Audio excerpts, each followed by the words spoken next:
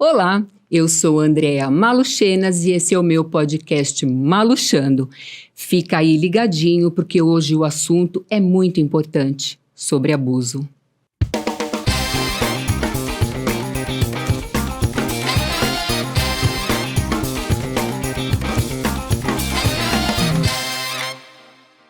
E para você que gosta dos assuntos abordados aqui no nosso episódio, para você não perder nada, aproveita, já se inscreve no meu canal, ativa o sininho para não perder nenhuma informação, deixa o seu like, deixa um comentário e compartilha com quem merece saber o que foi dito aqui.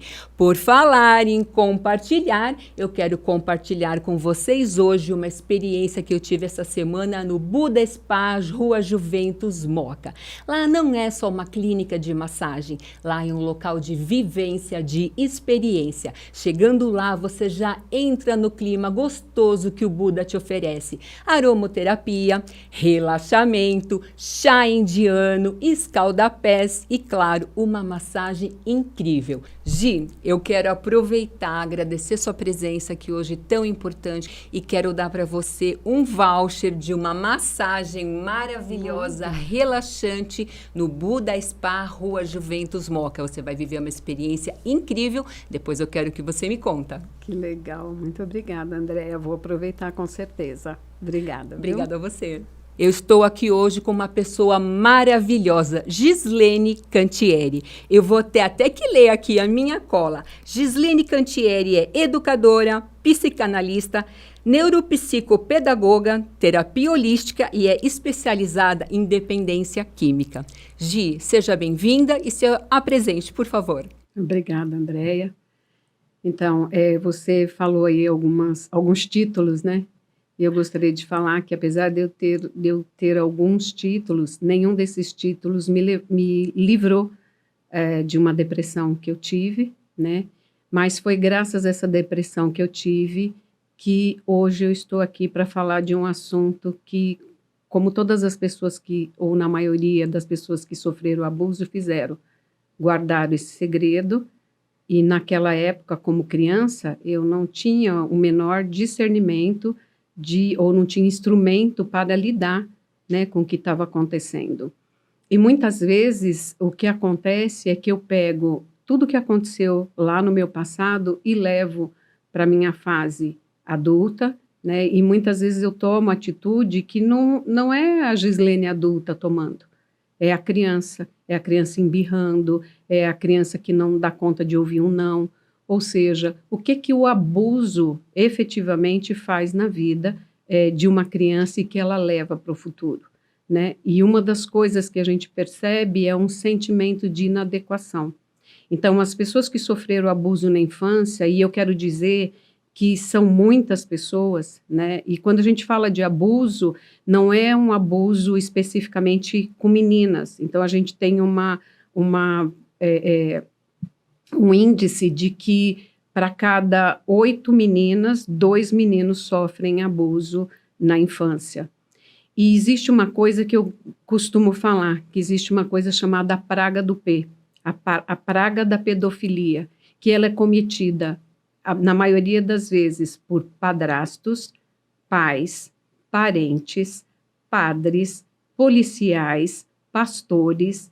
Ou seja, é realmente uma verdadeira praga. A praga do P mesmo. É a praga do P. Então, a pedofilia ligada, e muitas vezes a pessoa fala, é pessoas de fora, mas raramente isso acontece. A maioria dos abusos acontece em lugares para criança, ok, e as pessoas, os abusadores ou os pedófilos, porque tem uma diferença entre abusador e pedófilo, né? A pedofilia é uma dissociação de caráter, é um problema, tá? De ordem psicológica. O abusador, ele é muito da ocasião. Então, as crianças que sofrem abuso, e isso eu gosto de pontuar, por quê? Porque muitas vezes o que eu percebo aí nos movimentos são as pessoas colocando nas costas das crianças a responsabilidade de se defenderem. E eu não posso me defender daquilo que eu não sei que é um perigo. Então, eu vou olhar para o meu avô e vou ter medo do meu avô. Tem alguma coisa que esse avô percebe na minha constituição que faz ele pensar que ele pode se aproximar de mim de forma inadequada. Ou seja, então, quando eu hoje recebo adultos confusos, perturbados, e aí você começa a ver, porque é tudo muito parecido. Então, as características, então, por exemplo, a obesidade. Quantas pessoas já não passaram que nós percebemos que tinha problema, que teve problema de abuso na infância e de alguma forma a comida fez ela entender que era uma autoproteção ou uma forma de carinho. Por quê? Muitas vezes a criança permitia o abuso, e eu vou colocar esse permitia bem entre aspas, porque ela não sabia o que estava acontecendo, para ganhar um doce, para ganhar uma bala, para ganhar um sorvete. Ou seja, é mais um ponto que delicadamente, gentilmente, o abusador se aproxima da criança, tá? Oferecendo coisas para essa criança, e a primeira coisa que a criança vê é o quê? É a atenção. Então, quanto menos atenção a criança tem, quanto menos protegida ela é, mais fácil do abusador se aproximar. Uma criança bem cuidada, uma criança protegida, a possibilidade de abuso é mínima, Andréia. Então, eu tinha, e eu posso falar isso, Andréia, porque eu passei por isso. Isso é uma experiência pessoal minha. Então, eu não estou falando daquilo que eu li em livros, em revistas, nada disso. Eu estou falando de uma experiência de vivência. O que você viveu. Justamente. Então, a ferida que eu cheguei é a mesma ferida de todas as pessoas que sofreram abusos, traumas na infância e que não sabe por que eu estou tomando essa atitude, por que eu não sei tomar uma atitude enquanto adulto. Por quê? Porque, na verdade, não é o adulto tomando a decisão, é a criança.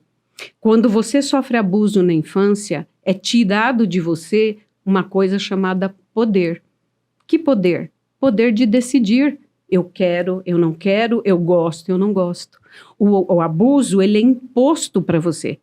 Então, eu tenho pessoas hoje adultas que falam, o meu padrasto abusou de mim, por isso que eu tenho ódio da minha mãe. Aí eu falo, mas a sua mãe, ela arrumou um companheiro, ela não arrumou um abusador. O abuso foi consequência da dificuldade que essa pessoa tinha.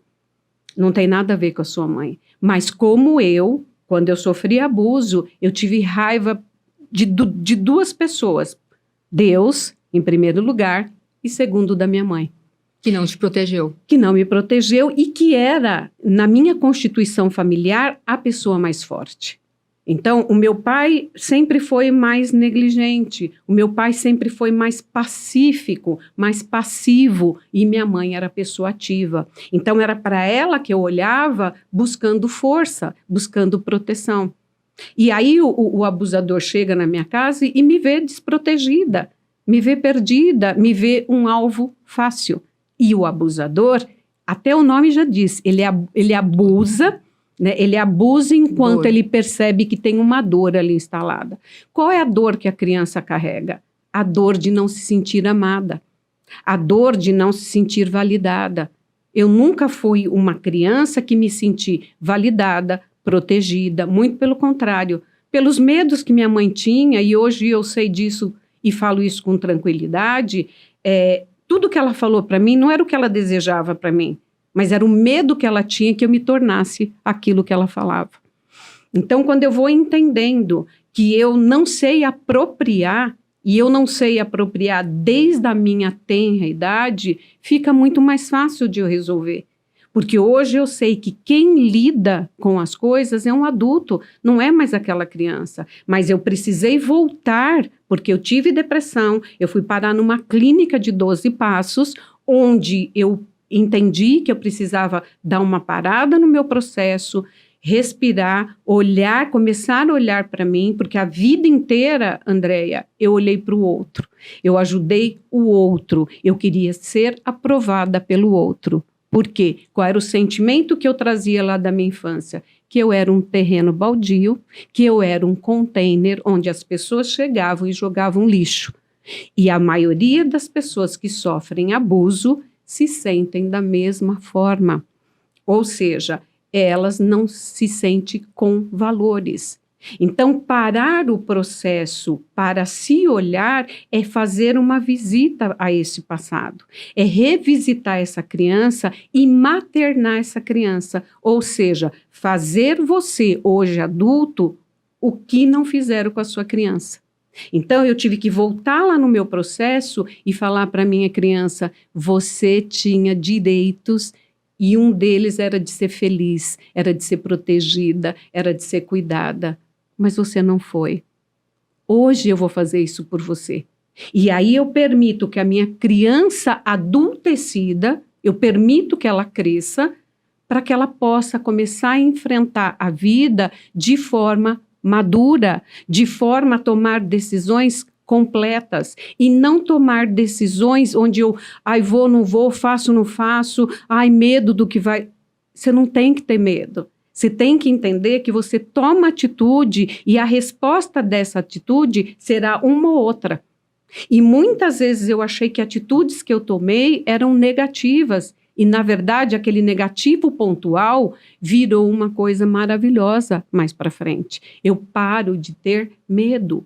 Quantos adultos hoje, por exemplo, eu tive uma pessoa que chegou para mim e falava assim para mim, eu tô com um problema no meu casamento, porque todas as vezes que eu vou ter relação, eu sinto queimar como se eu tivesse pimenta. E isso é muito pontual para mim, porque é muito significativo. E aí eu propus para essa pessoa a gente fazer uma coisa chamada tela mental, é tipo uma hipnose, mais leve, direcionada. E ela fazendo essa hipnose, ela acessou uma parte da infância dela, onde ela estava brincando com os primos, da mesma idade, que é aquela descoberta da parte sexual, que tem um momento que você começa a descobrir, né? A criança, ela começa a perceber. Então, se ela põe, se ela mexe, é gostoso, dá cosquinha, que é um processo natural. Normal. Não é normal quando é uma criança com um adulto. Isso não é normal. E aí, o que a mãe fez?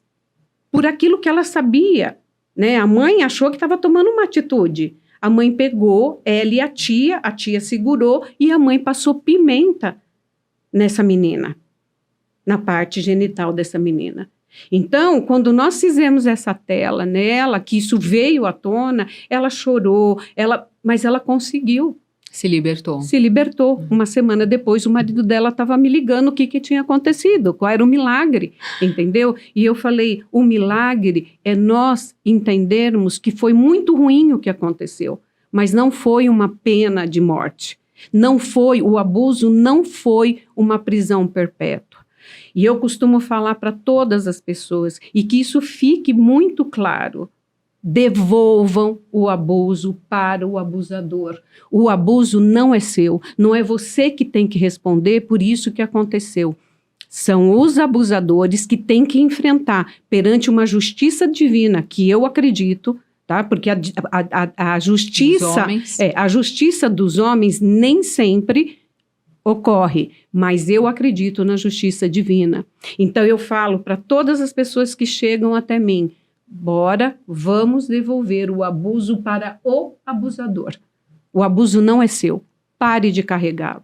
E quanto mais abuso, é como os espíritas costumam falar, parece que tem uma falange, eu tenho dor nas costas, eu tenho dor nisso, o que é isso? É uma somatização. Pessoas que têm dificuldade de dormir, que têm terror noturno, que têm problema de ordem respiratória. Respiração é vida, Andréia. E muitas crianças desenvolvem problemas de ordem respiratória justamente por isso. Sabe? Então eu desenvolvo asma, por quê? Porque respirar é ruim. Eu me entupo de comida ou eu não como. Eu vou para compulsão ou eu vou para anorexia. Tudo que eu não consigo, tudo que é muito difícil para mim é ter uma linearidade. Eu vou para 8.000. Muitas vezes, e tem casos que, por exemplo, eu fazia um trabalho com moradores em situação de rua, e esses moradores, eu falei, não é só dar pão, a gente precisa escutá-los, porque ouvir é uma habilidade que todo mundo tem, mas escutar, Andréia, vai além, sabe? É você dar o seu momento para aquela pessoa falar de dentro do sentimento. Então, uma vez eu estava conversando com um rapaz e eles me chamavam de tia.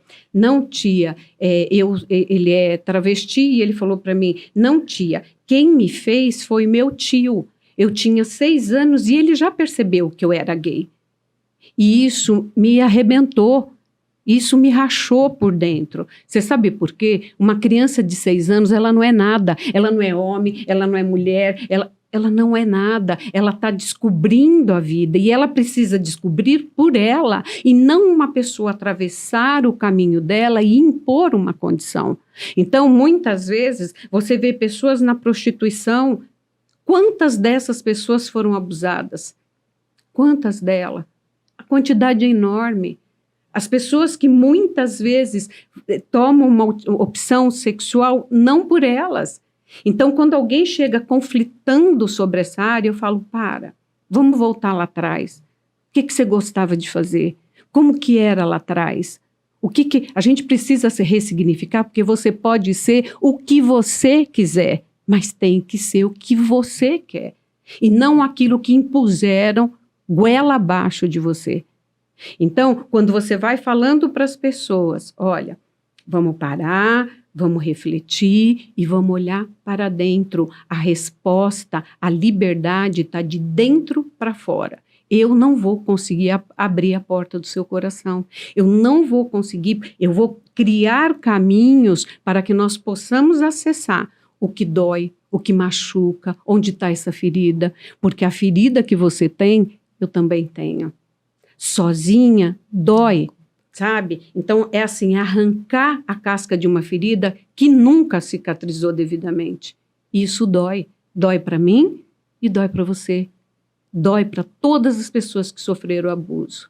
Eu estava vendo um filme ontem e passa uma cena de uma menininha num banquinho lavando louça. E isso me reportou quando eu tinha 6 anos, Andréia. A minha mãe me colocou para lavar louça, eu estava lavando louça, eu só tinha 6 anos, eu não sabia lavar louça. Eu estava aprendendo. À medida que você faz as coisas, você vai melhorando. Eu não sabia. Ela batia tanta panela, ela jogava tanto, ela me xingava tanto, porque você é porca, porque você é porca. E isso para uma criança, o que o adulto fala, Andréia, a criança acredita, vira uma verdade.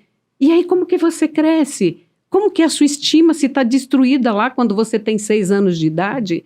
Como é que você vai reconstruir aquilo que está esfacelado, aquele quebra-cabeça que é feito de você? Nós somos um ser inteiro. Deus nos constituiu amor puro. Acontece que quando você nasce e vai para um lar que muitas pessoas chamam disfuncional, e eu falo, funciona na loucura, porque o meu funcionou na loucura, você entendeu? O que acontece? É aquilo que você vai experienciar. E muitas vezes você não entende. Por que eu me sinto assim? Por que parece que eu não caibo em nenhum lugar? Eu falo, porque você não está inteiro. Quando você está inteiro, quando você está completo, você cabe em qualquer lugar. Quando a gente fala, o que o alcoolismo tem a ver com abuso? Quantos abusos, Andréia, eu presencio, quantas histórias de abuso eu presencio de pais alcoólatras, de avós alcoólatras, entendeu? Porque a criança que cresce num ambiente inseguro, ela está procurando um bando para se associar. Eu, como criança, eu fui para o bando dos alcoólicos. Eu me tornei uma alcoólica, em recuperação só por hoje. Então, quando eu vou entendendo que eu posso fazer diferente, e o que é fazer diferente? Fazer diferente é exatamente não deixar que aquilo que aconteceu comigo perpetue. E só não vai perpetuar se eu fizer diferente. E aí as pessoas falam, eu tenho vontade de matar os abusadores. Eu falo, então, ainda que você coloque num paredão todos os abusadores, todos os pedófilos e mate um por um, o abuso não sairá de você. O que você precisa fazer é ressignificar esse abuso. E o que significa ressignificar um abuso? Ressignificar um abuso É voltar lá atrás, maternar essa criança, olhar para ela e dar direitos para ela. É dizer o que você quer fazer. Eu perguntei um dia para uma pessoa como ela gostava de ovo. Ela não soube me dizer como era o ovo. Ela não sabia se ela gostava de ovo gema frito. mole, gema dura. Não sabia. Olha. Cozido, frito. Eu não sabia, Andréia. E isso é muito triste, sabe? É muito triste. Por quê? Porque você percebe que a pessoa viveu uma vida para agradar o outro, para fazer pelo outro, e ela não criou uma identidade. Então, revisitar o abuso, revisitar o trauma, dá para você a oportunidade e a possibilidade de entender qual é o seu lugar no mundo. Quantas pessoas não se suicidam, Andréia? Quantas pessoas? Seja bebendo, seja fumando, seja comendo, seja deixando de comer, porque são os extremos, tá? Cada um vai para um extremo, se suicidando de alguma forma. Porque se eu uso uma substância, eu estou me suicidando. E quando eu faço isso, eu estou confirmando para o abusador que eu não tenho valor. Então eu falo, você quer se vingar do abusador? Seja feliz. Esse é o melhor motivo para você se vingar. A partir do momento, porque quando eu comecei a falar do abuso, Andréia, eu chorei muito. Eu chorei muito. E eu fui entendendo que enquanto eu não falasse sem chorar, eu não estava curada. Eu não estava curada. Hoje eu sei que eu estou curada. Hoje o abusador tem zero de poder sobre mim, sobre as minhas atitudes. Hoje o abusador não diz, não rege, não me direciona. Por quê? Porque eu empoderei minha criança e eu disse para ela sim. E disse para o abusador não. Então, cada um de nós tem que buscar o seu caminho. Porque eu vejo pessoas destruindo as suas vidas porque acreditaram naquela destruição lá de trás. Eu falo, então, a possibilidade é hoje, nós vamos olhar hoje. A gente volta, revisita, ressignifica tudo isso para que você possa caminhar de uma forma mais leve, mais tranquila, sem o peso do que aconteceu com você. Para que você saiba que não é o que aconteceu com você, mas é o que você está fazendo hoje. E quando eu bebia, eu validava o abuso. Por quê? Porque eu tinha um sentimento de que qualquer porcaria podia servir. Qualquer um podia chegar.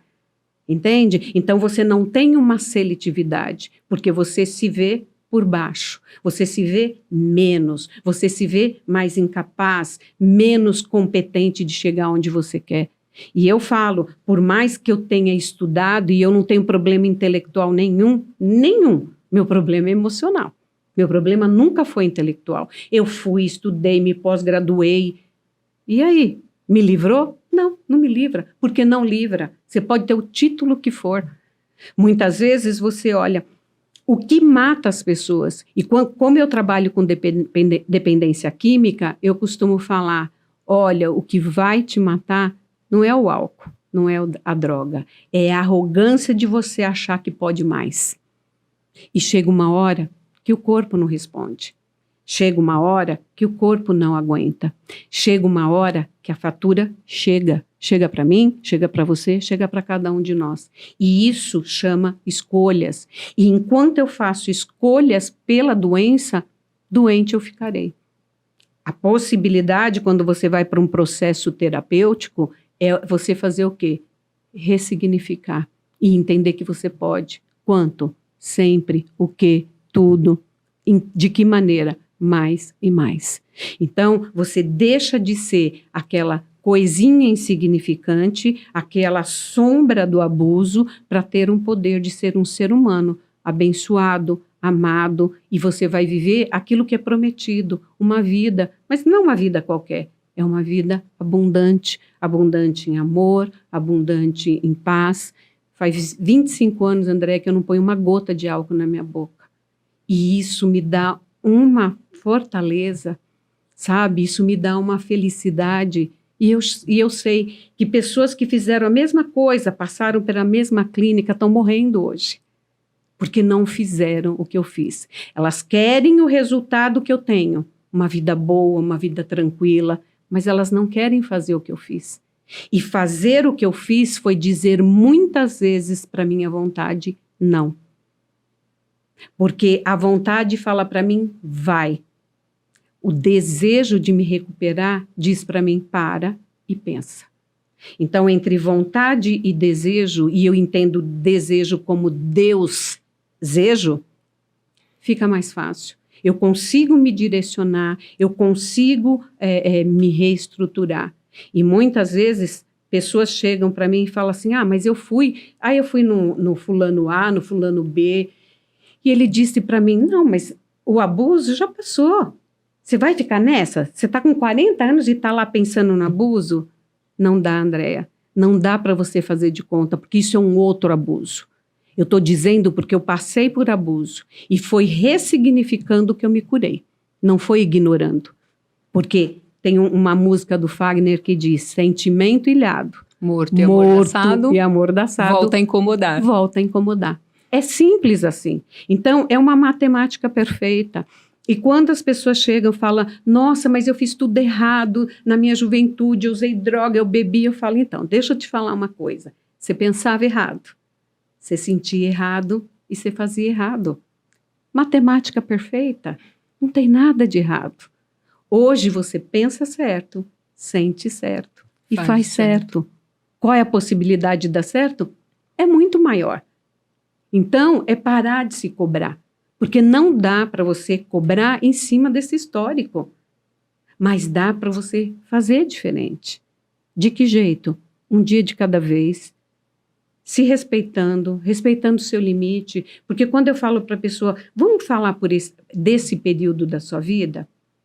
A pessoa fala assim para mim, olha, eu até comecei a escrever. Mas começou a me dar uma dor e eu falo, eu entendo, eu sei do que você está falando. Para, se acolhe. Se acolhe, respira, vai dar uma volta, pede para o teu poder superior na forma que você concebe. Deus, Buda, Jeová, eu fui para Hare Krishna, Seishonoe, Bhagwan Srihashinish, eu fui para um monte de coisa que não trouxe a paz, porque a paz não vem de fora para dentro. É de dentro. É de dentro para fora. Agora, se eu não sei qual é a guerra que eu tenho interna, qual é a possibilidade de cura? É muito pouca. Tem uma história que diz que tinham duas pessoas, dois combatentes de guerra, e os dois estavam numa trincheira, eles viram a morte, perderam uma porção de companheiros, viram pessoas mutiladas, e eles, de repente, cessou a guerra e eles foram libertos. Um saiu como sobrevivente. Se tornou palestrante, falou do que era a guerra, mas do que podia viver, do que podia vivenciar, da oportunidade que teve. E o outro se suicidou, porque não deu conta. Então, isso é o abuso. Eu posso ser sobrevivente ou eu posso ser vítima. A diferença é que quando eu faço uma opção por ser vítima, a vítima não se recupera. Ela vai para o mundo achando que ela tem todos os direitos, que todo mundo deve. Não é o abusador, é todo mundo. E aí ela atropela quem não machucou.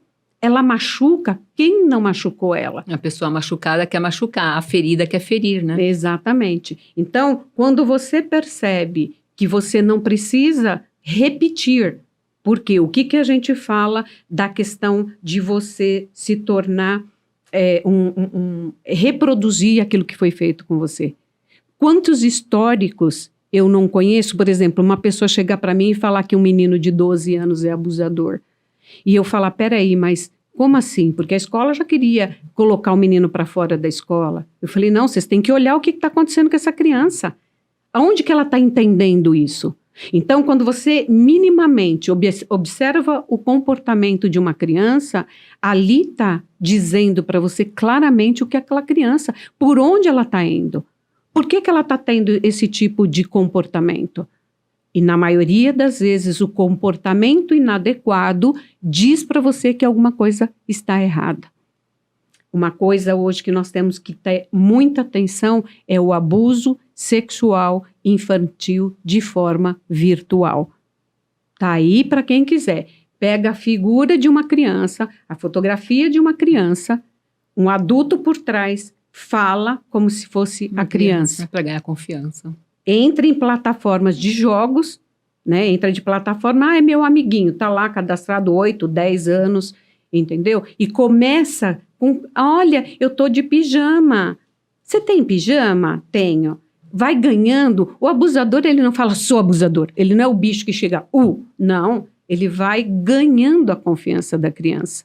E a criança, inocentemente, porque não tem as ferramentas que nós adultos temos, de alguém chegar e você chega para lá, entendeu? A criança não tem isso, ela não sabe, a criança ela é muito receptiva. A criança é uma esponja vazia. E você vai nutrir essa esponja. Ela vai catar ela o que só vier. Absorve. Ela só vai absorver, exatamente. Então, quando a criança ela vai sendo enredada. Começa com pijama. Ai, meu pijama é assim, meu pijama é assim. Ai, olha, eu tô de cuequinha assim. E você? Como que é a sua cueca? E aí vai, Andréia. Só que aí a criança já caiu. Você entendeu? Porque o adulto sabe o que ele está fazendo. A criança está inocente.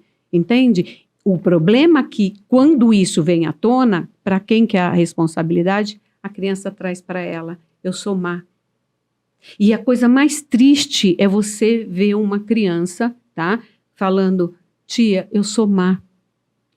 Eu recebi uma vez uma criança, e como eu faço algumas avaliações da parte neuropsicopedagoga, essa criança chegou, eu sempre peço para falar com os pais. Essa menina, o pai via ela de um jeito, a mãe via do outro, e eu, quando conversei com essa criança, era outra criança. E interessante, eu pedi para ela fazer um desenho, Andréia, porque a criança ela é muito lúdica, ela precisa se expressar de outras formas, né? Ela não sabe nomear. E ela desenhou, e foi muito interessante. Ela desenhou uma praia, que era uma coisa que ela gostava, os peixinhos todos pulando. Fora da praia, uns caranguejos fora do buraco.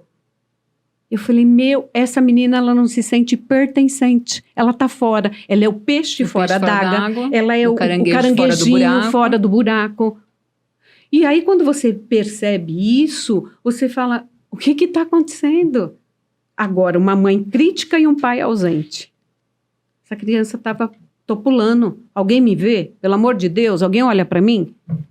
Você entende? E o abusador, ele adora. Esse é o tipo de criança que ele adora. Quantos pais não vão para os bares e começam a beber e em volta tem um monte de abusador esperando? Levam seus filhos, Andréia. Então, eu quero reiterar isso. Quem tem que proteger a criança do abuso são os adultos que cuidam dela. Não são as próprias crianças. E eu vou em seminário, eu participo de congresso e eu escuto sempre a mesma coisa. Tem que ensinar a criança a fazer isso, tem que ensinar. Não, os adultos têm que proteger essa criança. Ela é criança, ela não é a parte pensante, não é a parte que tem discernimento, vou por aqui, vou por ali, tem que estar atenta, olha, esse tio é assim, esse tio fez comigo isso, esse tio fez comigo aquilo. Você entendeu? Por quê? Porque o abusador é gentil. O meu me deu uma boneca, Andréia, que eu carreguei até 40 anos. Pesada essa boneca, né? Foi pesada, mas eu não tinha essa consciência. Eu precisei ir para uma clínica de recuperação para poder entender o peso que essa boneca eu carreguei. E eu amava a boneca. Eu não amava o meio que eu recebi ela. De que forma eu recebi ela, sabe? Então, ressignificar isso também foi um alívio, e é um alívio. Então, por mais difícil, por mais pesado que seja, reitero, devolvam o abuso para o abusador. Você não é responsável, não carregue, para de carregar esse peso. Só assim você pode libertar sua criança, só assim você vai adultecer, só assim você vai olhar para a vida com esperança. Não com medo, não com ansiedade. Aprender a viver um dia de cada vez. O que aconteceu lá, fica lá. A gente abriu a porta, ressignificou, fechamos a porta, seguimos daqui para frente. Para quê? Para que a nossa vida possa minimamente ter direcionamento responsável, adulto, sabendo que eu terei problemas, que a vida é resolver problemas. Mas, incrivelmente, cada problema que eu resolvo de forma adulta, eu cresço, eu evoluo, eu falo, caramba, porque eu não estou sozinha. Lá no abuso eu achei que eu estava sozinho. E um dia uma pessoa, eu sempre tive essa dúvida, onde estava Deus quando eu estava sendo abusada, né? Porque eu tinha que responsabilizar alguém. Meu abusador era bonzinho, ele tinha me visto, ele tinha dado o que ele tinha para dar para mim. Eu queria qualquer coisa, Andréia. Eu era uma criança carente, entendeu? E ele me deu o que ele tinha. De melhor na concepção dele, de pior para mim como resultado. Então, quando você percebe que essa aproximação dos abusadores não é responsabilidade sua, você vai ficando mais tranquila. Você vai se acolhendo, você vai se respeitando, você vai entendendo que sim, tem que ser tratado. Não dá para ignorar, não dá para passar por cima. Por mais difícil que seja, o enfrentamento é sempre bom, porque o conhecimento te liberta. A ignorância, as escolhas que você fez, e tem uma coisa, né? Eu escolho de forma saudável ou eu escolho de forma doente. Se eu estou adoecida, as escolhas serão doentes e o resultado será ruim. Então, trabalhar tudo isso dará para você uma possibilidade de acerto. 100% de acerto? Não, isso está próximo da perfeição. E a perfeição, ela é irreal para nós. Irreal. Então, esquece. A maioria das crianças que foram abusadas é um perfeccionismo, porque elas têm que ser boas em alguma coisa. Elas não se acham boas o suficiente. E eu falo, calma, para de ser doido. Vamos acalmar, nós vamos errar e está tudo bem, porque hoje nós podemos errar.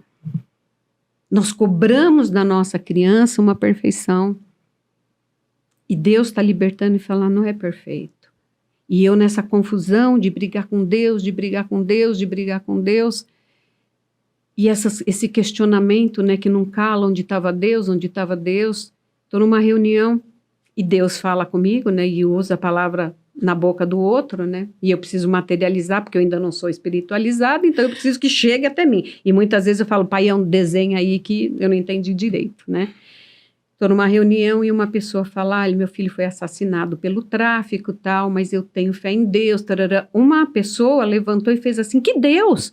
Onde que estava Deus quando seu filho foi assassinado pelo tráfico? E essa mulher respondeu, Deus estava do lado do meu filho, do mesmo jeito que ele estava do lado do filho dele, enquanto o filho dele estava sendo crucificado. Andréia, aquilo para mim foi uma resposta, porque Deus estava comigo. Deus estava triste, Deus estava chorando, como ele chora, porque está na Bíblia isso. A tudo que fizeres a um dos meus pequenos, de bom ou de ruim, é a mim que tu fazes. Então, é entender que existe uma dor nisso, mas também existe uma cura, existe uma libertação e que a gente pode fazer diferente, se quiser. Se quiser.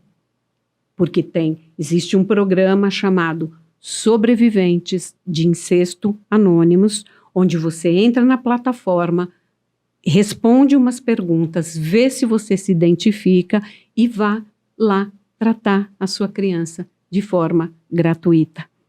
O que une essa irmandade é o amor.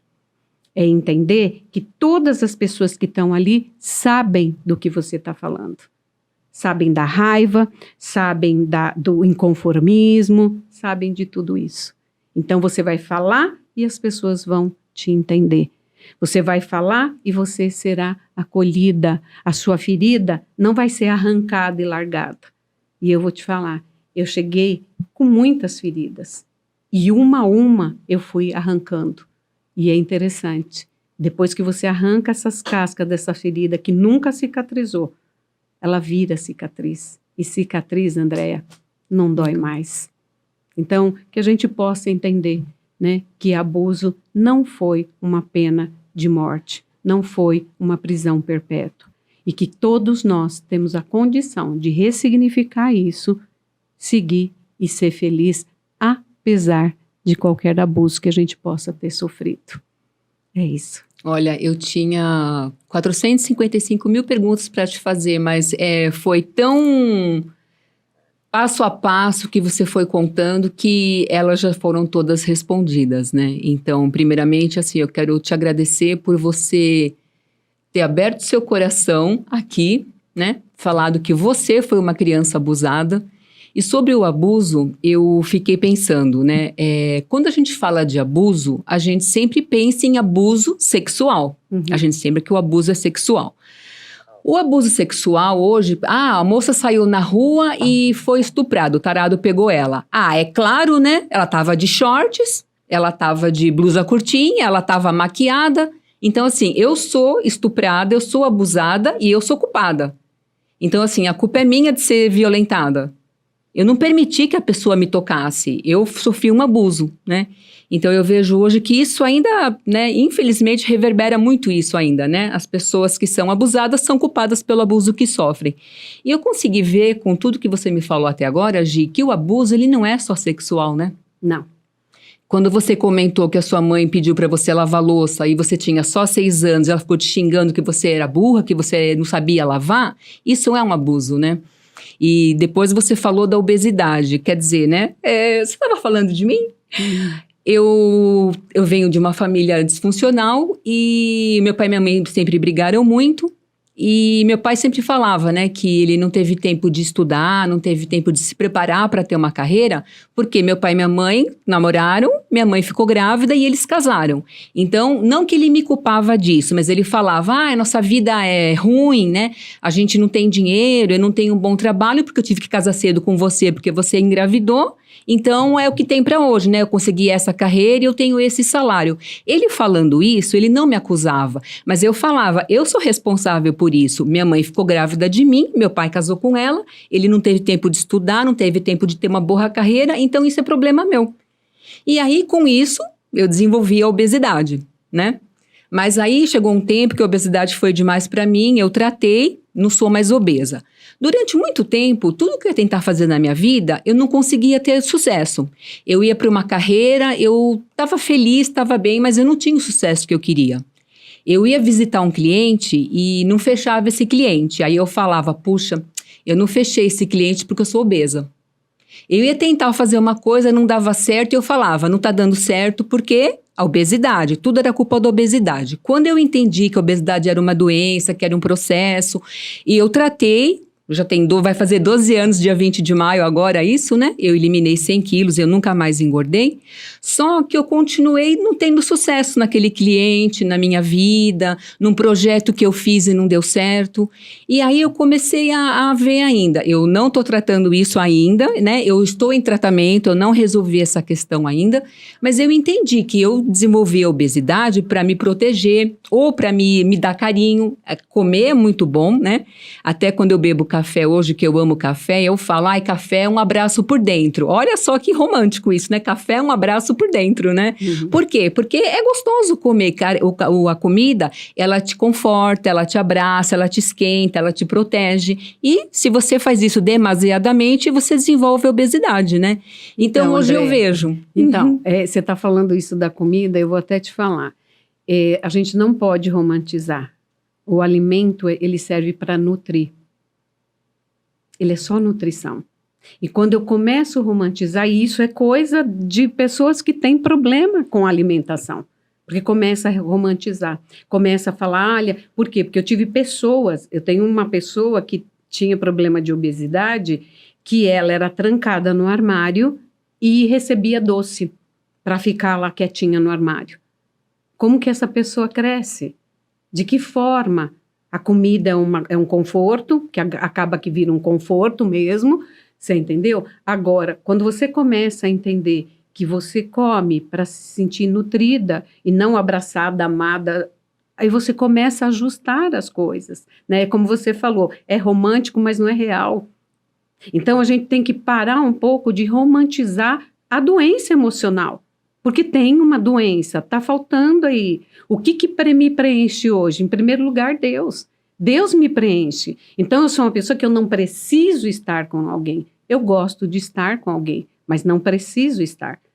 Eu gosto de comer, mas eu posso selecionar aquilo que eu como.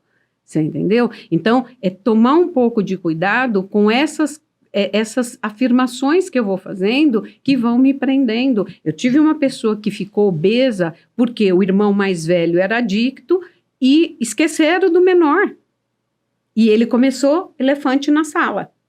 Deixa eu ficar bem grande para ver se alguém me vê, se alguém me enxerga.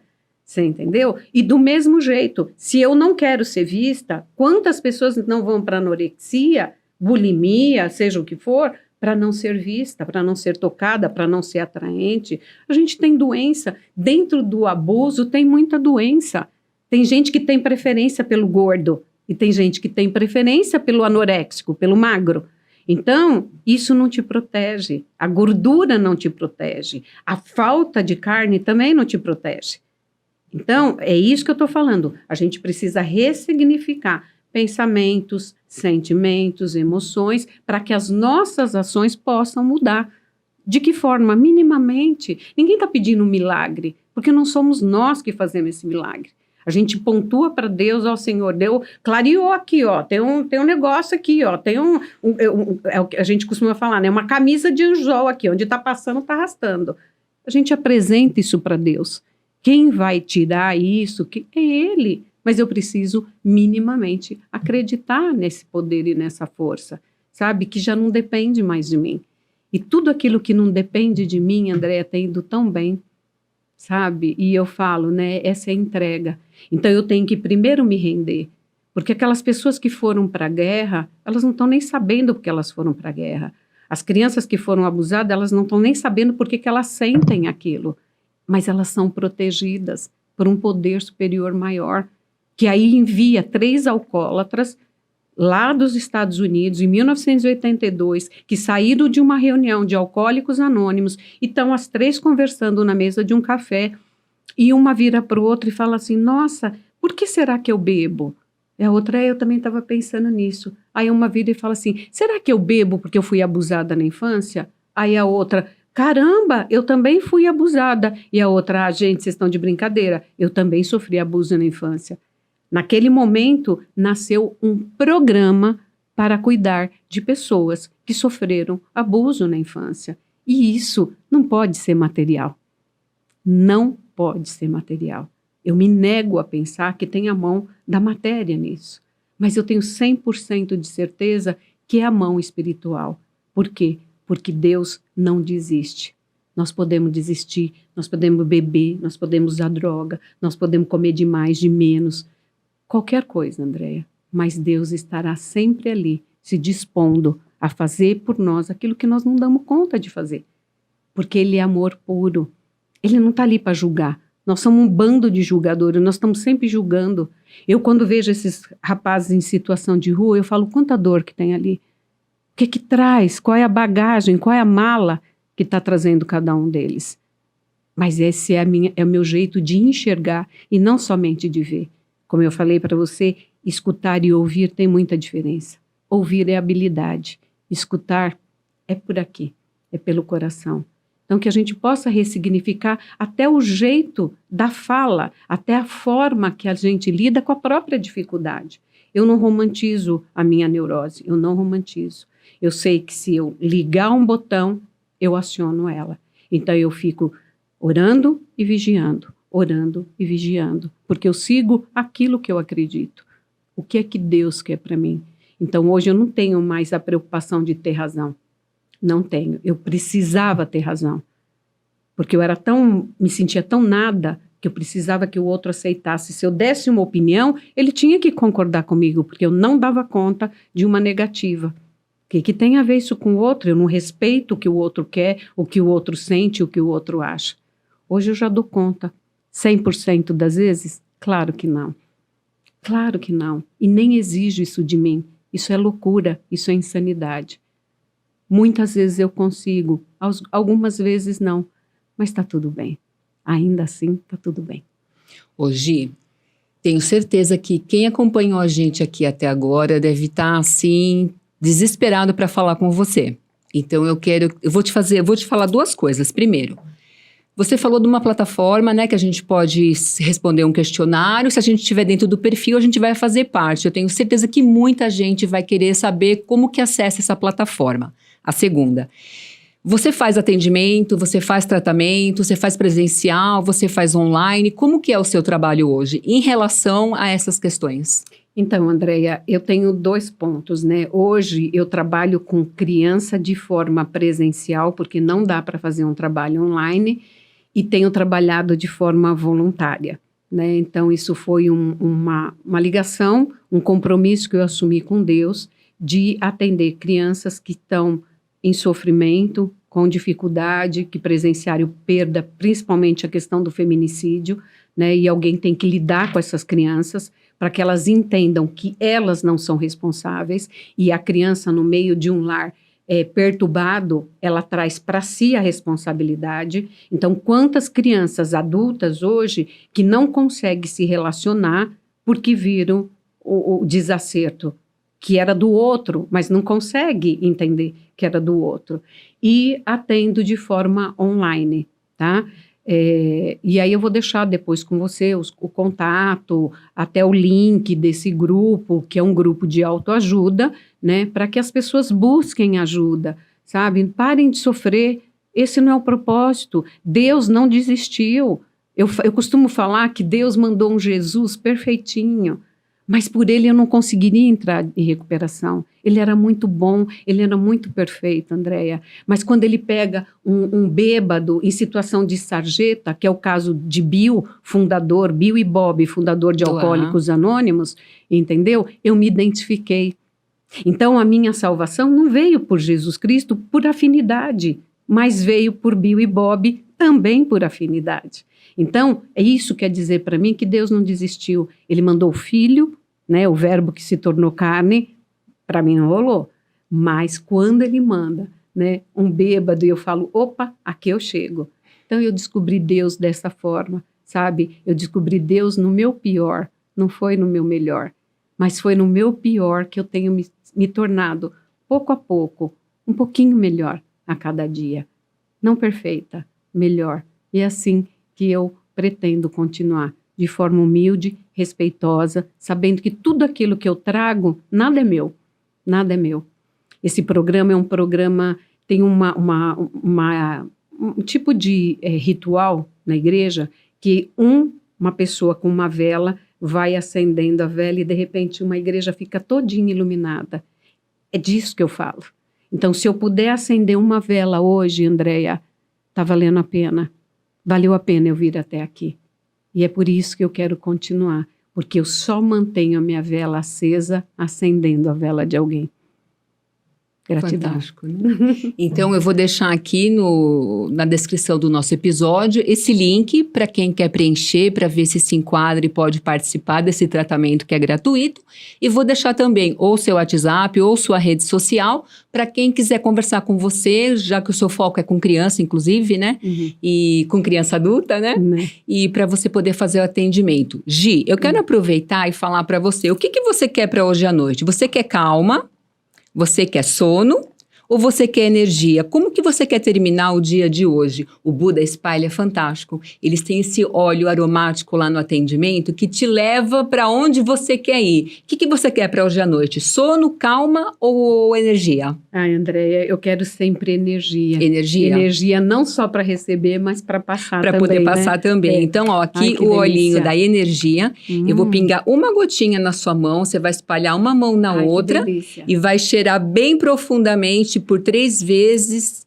Inspira bem fundo, solta bem devagar.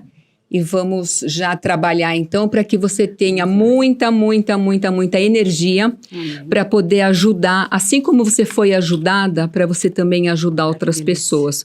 Porque não vale de nada, né? Se a gente não estiver aqui para servir de exemplo, para ajudar o outro, para dar a mão, não faz sentido, né?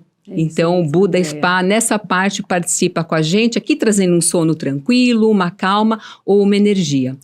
Gi, a gente sempre encerra. Você quer falar mais alguma coisa? Deixar algum legado? Uma frase para a gente pensar, né? Hoje, com tudo que a gente conversou aqui, eu só posso concluir que sempre é tempo de recomeçar. E que cada vez mais eu vejo como eu preciso amar e abraçar minha criança, porque o adulto que eu sou hoje está ali na criança, né? Se foi uma infância boa, eu tô bem. Se hoje a minha fase adulta eu tô com um monte de problema, um monte de ferida na casquinha, eu preciso voltar lá na minha criança, tirar essa casquinha e trabalhar isso, né? Então sempre é tempo de recomeçar. E o que você quer deixar para a gente pensar ou para até te procurar? Então, Andréia, na verdade, assim, o que eu gostaria de pontuar é assim, não carreguem mais o abuso não é de vocês, o abuso é do abusador, devolva. Entre abuso e pedofilia, a única diferença é o modus operandi. Ambos são criminosos, mas até os criminosos têm direito à redenção. Então, que a gente não saia querendo ser... Porque eu, quando cheguei, eu era vingadora, né? Eu era justiceira. Então, hoje, eu não coloco mais uma poltroninha do lado de Deus, porque eu sei que tem o trono de Deus, mas eu, na minha arrogância, na minha perturbação, eu colocava uma poltroninha do lado de Deus para dizer para Deus como é que tinha que ser feito. Hoje, aquilo que eu não consegui perdoar, os abusos que eu não consegui perdoar, eu devolvi os abusos, eu entrego para Deus, porque Ele é justo e Ele sabe o que Ele pode cobrar de cada um de nós. Então, se liberte e seja feliz. Essa mensagem é possível. Quando? Já, se você quiser. Agora, né? Agora. Já trouxe muito tempo, né? Agora vamos nos libertar. Chega. Né? Gi, eu sempre termino o episódio segurando na mão do meu entrevistado. Aqui é uma grande troca de energia, né? Todo mundo que passa por aqui deixa um pouquinho de si e leva também um pouquinho da gente. Que bom. Então eu quero ficar com tudo de você aqui. Que bom. Eu quero hoje pôr todas essas informações aqui na minha cabeça e acordar amanhã com um novo pensamento. E ver tudo que eu não trabalhei, tudo que ainda me dói, tudo que ainda me machuca e trabalhar tudo isso.